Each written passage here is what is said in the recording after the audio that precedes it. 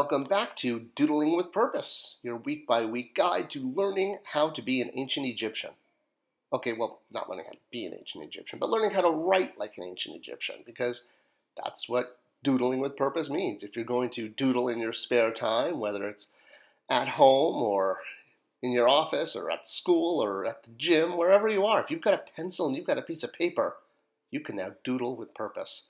And now when people try to sell you those Egyptian cartouche necklaces online and tell you they can write your name in hieroglyphics, you can check them and you'll know if they're correct because you can read hieroglyphics at this point, because we're pretty much through most of the basic letters, and you should definitely be able to write your name and read Melissa's name here.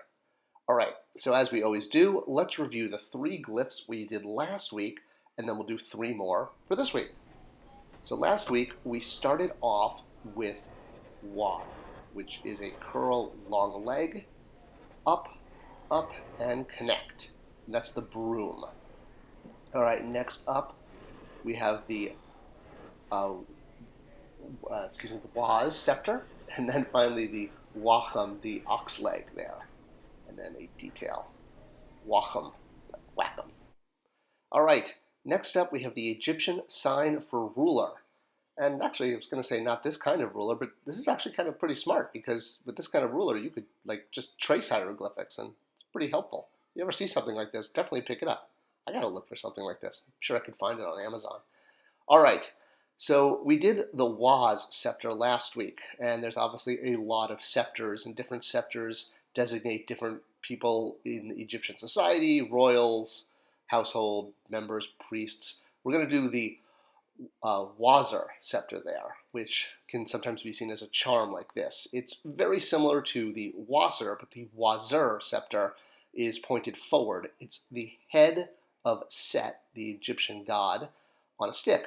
And you can do it with full details with the eye and the ear and the mouth like this, or as most glyphs show, it's just done in a very basic form.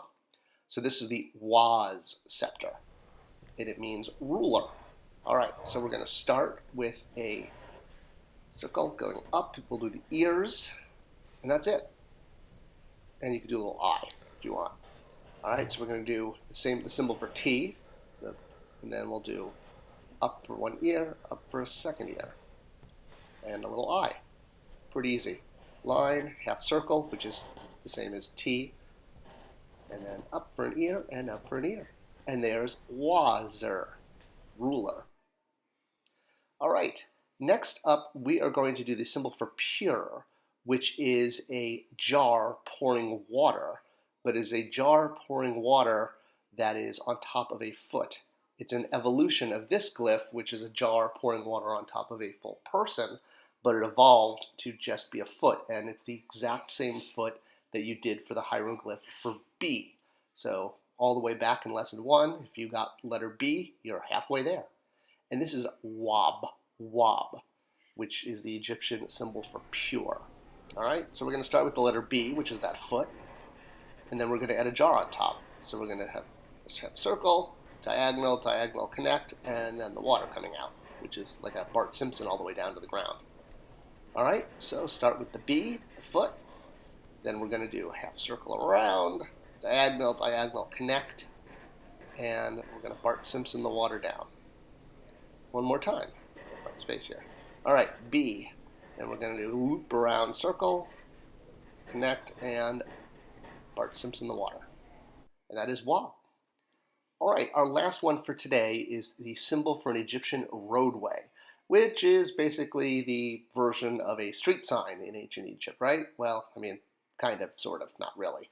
But this symbol always indicates a road or a path, and it can also, be metaphorically a path of life. And it is wat, W-A-T. It makes it sound wat. All right, and it's not too hard to do. It's going to start with 2 parallel lines, and we're going to connect each side with a half circle, and then on top 2 triangles, 2, and on bottom 1 triangle, and that is wat. So again, 2 parallel lines, half circle connect, 2 triangles on the top, 1 triangle on the bottom, and that is wat. One more time, and we'll half circle, a half circle, our triangles on the top, and one on the bottom. And just note, you should be going past the circles here. So see here, I'm circling that and that. The lines should go past the half circle. All right. We got some exciting stuff coming up. Not only are we going to be getting into ideograms, but we're going to go over things like the Egyptian numeral system, which has some fun glyphs on its own, some which you know, some which are going to be new. And then eventually we're going to head towards vocabulary, and we're going to start putting it all together and learning actually how to compose words and read. So keep practicing those glyphs. It's the foundation of everything. To advance forward, we need to have a good understanding of all of the basic glyphs, single, double, and triple consonants, and we'll get into some ideograms, and we'll boldly go forward, doodling with purpose. Like it if you like it, subscribe if you like it. It tells YouTube to share this with other people, and that's kind of half the fun. All right, thanks for watching, and I'll see you next week.